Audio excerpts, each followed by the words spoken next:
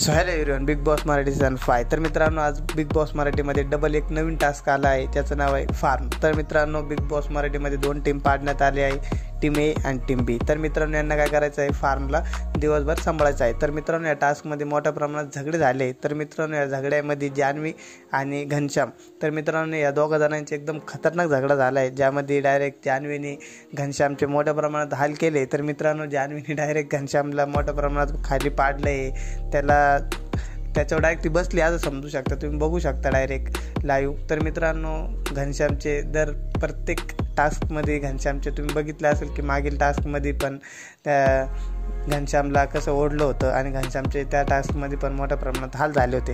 तर मित्रांनो, प्रत्येक टास्कमध्येच घनश्यामचे मोठ्या प्रमाणात हाल होते. तर मित्रांनो, या टास्कमध्ये पण जान्हवीने डायरेक्ट घनश्यामला खाली पाडलं व त्याच्यावरती बसली. तर मित्रांनो, हा प्रकार एकदम खतरनाक झालेला आहे बिग बॉस मराठीमध्ये. तर मित्रांनो, तुम्ही बघू शकता खतरनाक विषय झाला आहे आजच्या या टास्कमध्ये. तर मित्रांनो, तुम्हाला काय वाटतंय, जान्हवीने किल्लेकरने असं करायची बात होती का?